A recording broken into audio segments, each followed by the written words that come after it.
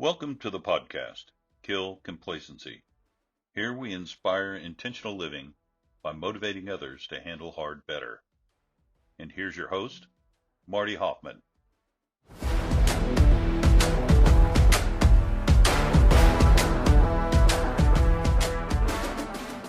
Hey, today I had my buddy Chris on. Chris teaches psychology. I love the topic of psychology because I believe we have so much more potential than we do, especially in the area of killing complacency and living intentionally. He talked a lot about how our brains are so malleable, but our brains also encourage us to do the easy and not do the hard. He said something like we have 30,000 thoughts a day. 96% of these are repeats from the day before. So just the importance, one thing he emphasized was the importance of changing our thoughts. What was one of your takeaways from this? I just loved how wise he is, and he's just such a wealth of information. I kept writing down quotes he was saying, and it was just super inspiring. So I hope this podcast is helpful to you to make things happen and live intentionally. So today on the podcast, I have Chris. You got to tell me how to say it last name again. No, do it. Go for it. Schwartzel? Oh my goodness, that's way off, Marty. No, it's Schwagerl. It's Schwagerl. We practiced this. Yeah. The R is silent. Schwagerl. Sorry, I put you on the spot on your own podcast, man. It's all good. So about killing complacency, helping people live more intentional lives. Chris, you're in St. Paul, Minnesota, and you help people kind of work through their stuff, but specifically syndications with real estate investors, right? Exactly right. Yeah. Can you tell us more about that? What that looks like? Yeah. Well, real estate investing itself, and then when you cross that line and get into syndication, where you're taking somebody else's hard-earned cash, so their investment, their time, their sacrifice, and putting it into a deal, there can be a lot of pressure there, a lot of stakes, And so there's a lot of stress. And what we know about mental health in our brain is things are kind of barely hanging on. And then you add stress into that soup recipe and you got yourself like a 5-alarm chili, like things are kind of going off. And so what I do is I help people learn their psychology.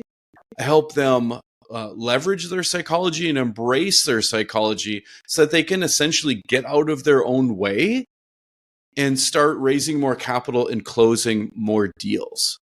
So a lot of people have a self-image that is rooted in middle school. It's a psychology term here, post-operational thought happens around age 10, 11, 12 maybe, which is like a really awkward time in our lives. And so a lot of times, go ahead, please. Would you say it's lies we believe about ourselves? I wouldn't say that they're lies. No. Okay. I would say that they are asynchronous, let's say. So these were things that were true or we worried about back then, but we have 30,000 thoughts a day, and 96% of those thoughts are recycled from the day before. So if we think we're nerdy, we're unworthy, we can't talk to the pretty girl, we're a Dungeons and Dragons kid, we're a tech kid, we have ADHD and school doesn't work well for us anyway, we're a C student, no one likes us here, we don't fit in, or we feel like if we make a mistake, we'll be kicked out or picked on. That churns itself over and over and over again in our thoughts for decades. And then you go out and you say, okay, I need to raise $2 million. But that image is still in the back of your mind. So I've developed what I call the STARS method, which is a culmination of 11 different psychological theories. And what we do is we find those limiting beliefs and those fears, and we let you pick and choose which ones you want to lean into and which ones you want to say, we'll leave that in the past. And so what we really do is we kind of separate the priorities from the noise, because there's a lot of noise and a lot of distractions out there. Procrastination, analysis paralysis, shiny objects, all that kind of stuff is really just a manifestation of our own fears. Sure. Chris, have you you mentioned analysis paralysis, and that made me think of the different personality characters, character traits. Does that play into this at all? We're having to work people through, the cautious person has analysis paralysis. Do you ever have to work through those things? Yeah, well, I think yes, we do. We do somewhat, not like targeted like that, Okay. but generally, that's a really good idea, Marty. To have different personality traits with that, you got me thinking. Anyways, Benjamin Hardy. Have you heard of him? of course, He has a book called Personality Isn't Permanent. sure. But I read it after reading a book called Surrounded by Idiots, which is it's about how everyone's around you is an idiot because they don't think like you. Mm-hmm. And that book is very much like, it was really good because it made me understand my family.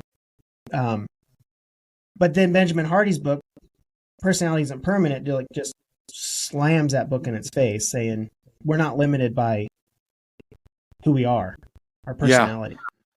And that's what I was going to mention, is that personality types, not necessarily we go into that, but step one of like the STARS method that we do, and this is what we do with clients. It takes about 90 days. We do this over 6 sessions. We've got really good success with this so far. But the first lesson is all about your clay.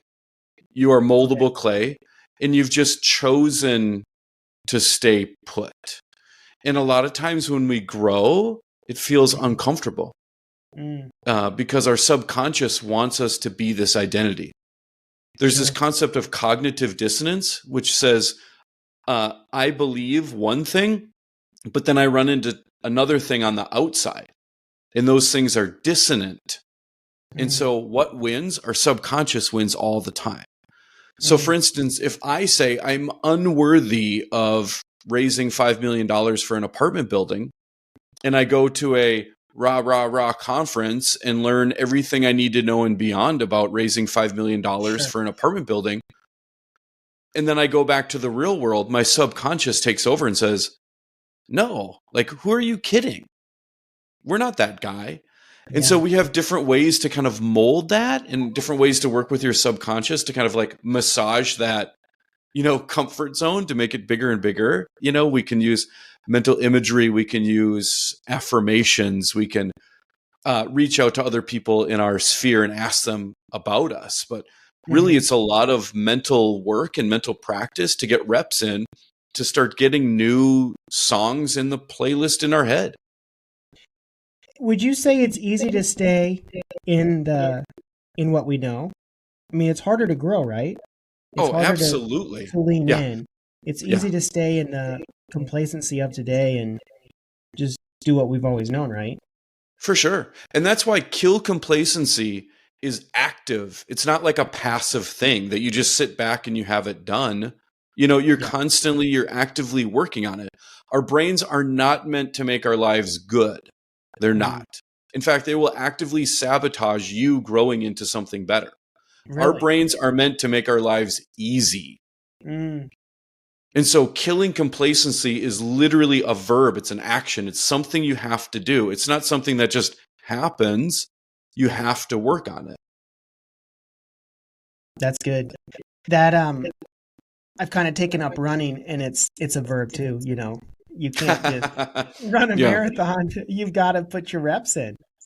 And it's hard. And you got to put your time in. Otherwise, it doesn't work. And Exactly. I feel terrible for my neighbor, Sean. He trained for the Twin Cities Marathon last year. Oh, and he's got twins that are 1 and a 3-year-old. So like going out running 20 miles is a huge ask of his family, of his wife. He was training for 3 months, and then the morning of the marathon, they said, it's too warm. We're going to cancel. Too hot. I saw that. Yeah.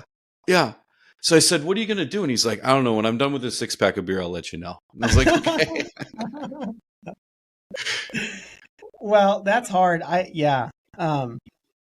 But going back to, you guys teach people basically to lean into the hard, to do what isn't necessarily the easy that their brain tells them to do every day, right?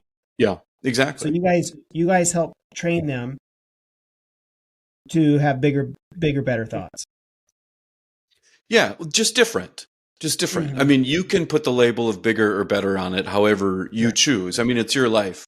And this is why this stuff is so custom and why I can't feed this to you in a PDF file, why I can't. Oh, a guy asked me last week, is this something my VA can do? It's like, sure. If you want your VA to be awesome, absolutely. But this is something that's active. This is something that you have to do because I can't give you a list of here's 10 affirmations and you'll grow because your subconscious will know, dude, this isn't us, And so there's really kind of three filters that our subconscious has when we're determining if something is going to get like instantly filtered out. And is it in our own voice? Like your inner voice has a tone, a vocabulary. Sure. I joke that mine's kind of like a frat guy, and like it really kind of is. So it needs to be in that language. 2, it needs to be positively stated. Like, I have healthy lungs, not I'm a non-smoker or I'm going to quit smoking. Do you get that?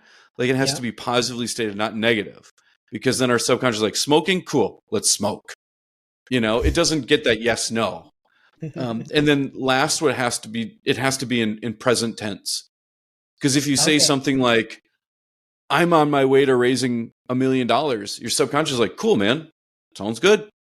But if you're saying, I raise $1 million, or I'm a capital raiser, I'm a self-storage operator, then your subconscious is like, I don't know, man. But then you get enough reps in, our brains are like a top 40 radio station. We're like, there's only so many songs that play.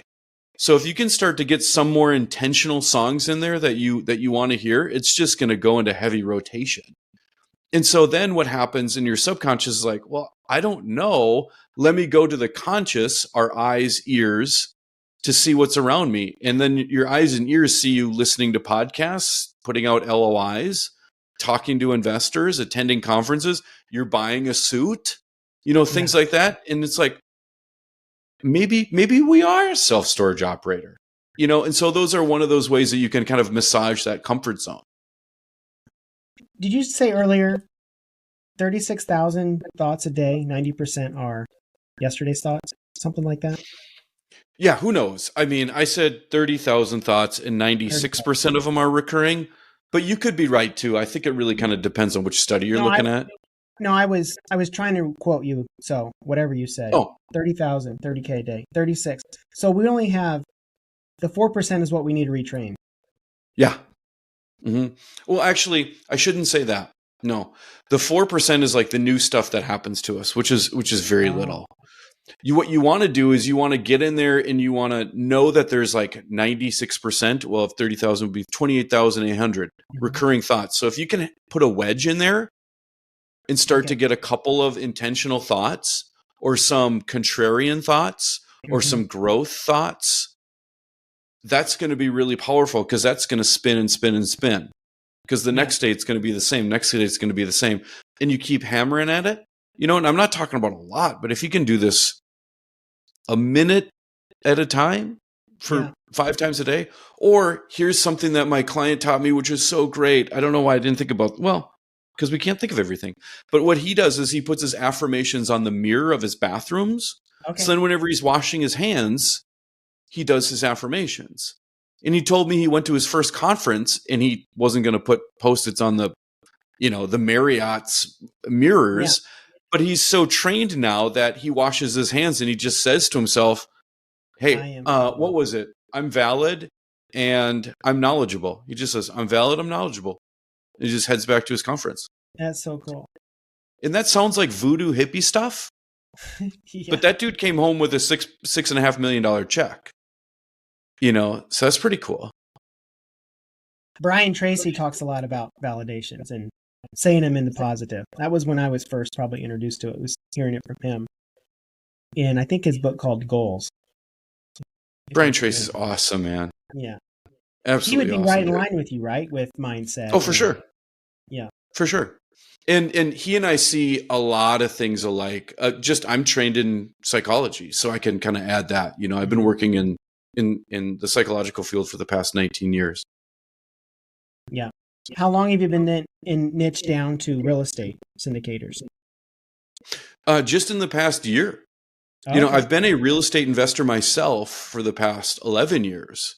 Okay. And, people are like, how does a guy who's working in mental health making $17 an hour, make a portfolio? Yeah. And the answer is I read Rich Dad, Poor Dad, and I got pissed off at living in my friend's basement forever, and I wanted something different. And so I read Rich Dad, Poor Dad, bought a duplex, bought another duplex, bought another duplex. And now we just build houses in Florida because I don't want to be buying them. That's like, everyone's got their thing about if they want houses close to them or property far away. I'm a far away guy. Yeah. And so I started getting into syndication and learning about that.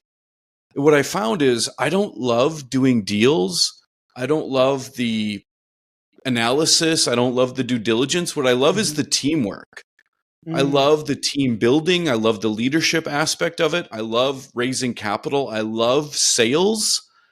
And so I showed up at my first apartment building to do due diligence with my partners. Yeah. And one dude has 13 pages on a clipboard. The other guy has 7 pages on a clipboard. And I have 3 coffees, and I'm like, let's get to it, guys. And so what I realized was my piece of the puzzle in syndication, because it's a big piece of the puzzle, right? You figure out what you're good at and you lean into it. What I'm good at is getting people to believe that they can do it. So these guys went out and we dissolved our partnership and I went on my own, and those guys ended up buying the apartment building. They didn't want to. And I was talking them through it about why not? Why not? Oh, this seems psychological. It checks all the boxes, but you're still going to say no? Like, what's really in there? And so we did some work together and found out that one guy was afraid of raising capital from friends and family because he doesn't want to upset them. Might fail. Okay, well then don't.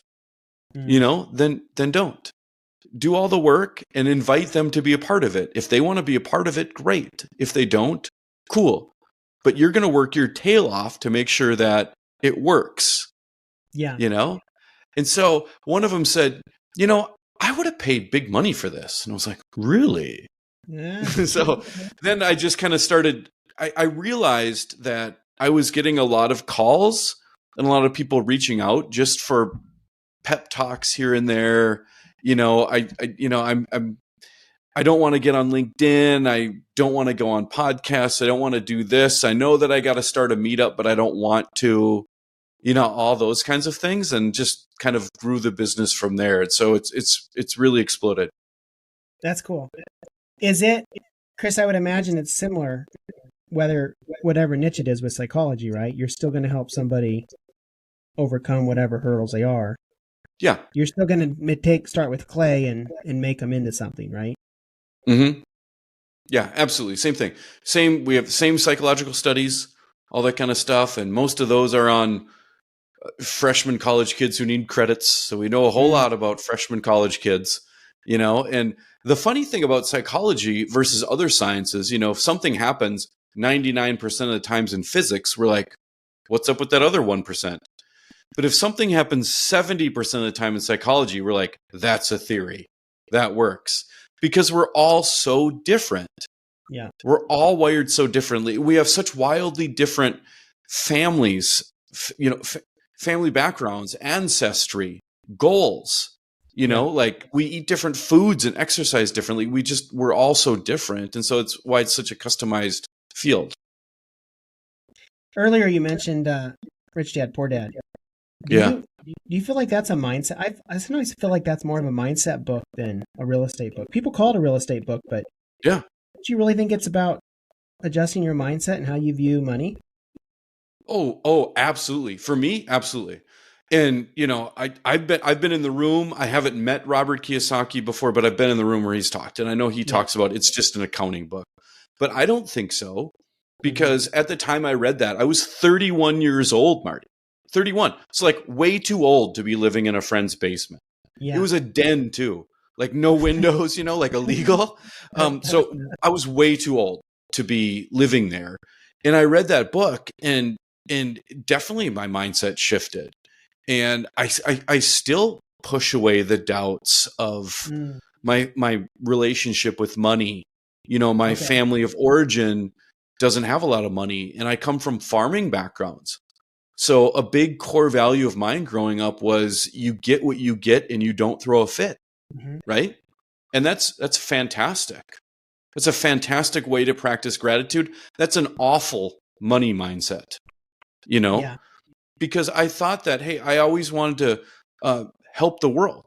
I wanted to help kids who didn't have parents, which was my thing since high school that I always wanted to do, why I got into psychology.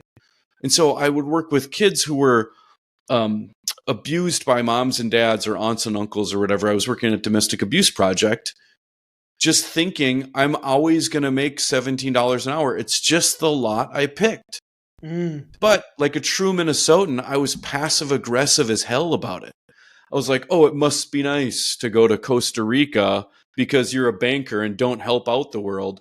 Meanwhile, I'm helping out society and I don't get anything. I guess I'm going to have to go to work at the bar this weekend, which I did, And so finally, one of my friends' wives, said, why don't you do something about this? Mm. And I never thought, I honestly, it had never occurred to me. I didn't know, I don't have entrepreneurship in my family. And so I read Rich Dad, Poor Dad, and it was like, holy smokes, holy cow. And one thing I've always been able to do is like self-discipline. Okay. So I just ate peanut butter and jelly sandwiches for like 3 months, and Started saving. yeah, picked up extra shifts. I think I put 3% down on my first, property back in 2013, those prices, we would kill for those prices That now. would be It was like nice, 150 grand for a duplex, and it was fantastic. That's cool. The other thing I was thinking about there is the book, The Psychology of Money. Have you read that one? I was showing somebody that my version of that the other day on a Zoom, and they were like, how many tabs do you have on there? And I think I've highlighted 40% of that book, which is like, why even highlight anything at all? I love that book. I just read it about 2 weeks ago, but I really feel like that'd be a really good pre-marriage book. Like helping couples understand when you come into marriage, you're going to view this differently. You need to work through that because that's a lot of the issues we have, right? Oh, absolutely. We all have different relationships with money. And like Nate Bargatze, the comedian, he always talks about how every couple, there's the spender and there's a saver. He's like, thank goodness for my wife. Otherwise we'd be homeless right now. And that's so true. In my family, I'm the spender and my wife is the saver, and I love like we're building houses, in Cape Coral, a booming market. We have other properties in Ocala, Florida, booming market, and we've got passive income coming in. And every time we get like a repair bill, they had to pressure wash something like that. And it was like $600. And my wife's like, ooh, is it worth it to have these properties? And it's like that tension is needed, otherwise I would have bankrupted us, and she would be working 50 hours a week contributing to a 401k forever, Yeah. And just you guys would have been happy right there because you hadn't leaned into it, right? I mean, you wouldn't have known any better. Happy? Okay. Yeah, maybe. Happy. I think like agreeable, perhaps agreeable. Yeah. Do you have that too, Marty? Do you have those people in your life that you like have to figure out money with? Well, I think it's constant. And I'm into real estate too. We do a lot of single family houses, a little bit of commercial, but almost every conversation when you go to buy someone's house is the psychology of money. And it's figuring that out, what their view is. What their view is regarding money, because maybe they're selling a house for one reason, or maybe it's another, but maybe it's not the money at all. Yeah, and most of the time it isn't. I mean, money's just a tool, right? It's just a tool that amplifies our feelings, And so we come into like sunken cost fallacy. We've lived in this house so long, we can't sell it. Yeah. Or you come into, how we, I forget what it is. I think it's 9 times. Our brains are 9 times more fixated on things that we lose versus things we gain. Yeah. So we hate losing money. I can give you $1 million and you're like, cool, let's go to Disney. And then a week later you're fine. But if I'm like, I'm going to steal $1 million from you, you'll never, ever, ever let go of that. It's so funny how we have these like heuristics, they call it in psychology, but these like mental shortcuts, again, to make our brains try to make our jobs as people easier. So losing stuff somewhere along the line of humanity must have been really, really bad. It must have been way worse than getting something. Where nowadays we don't have those threats other than, buying something or investing, things like that.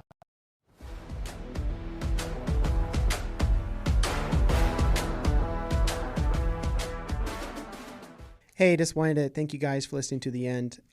In closing, I just wanted to add that if this message resonates with you, if it aligns with your values, and something in it today triggered something, then you can also look me up on Facebook, LinkedIn, Instagram, YouTube.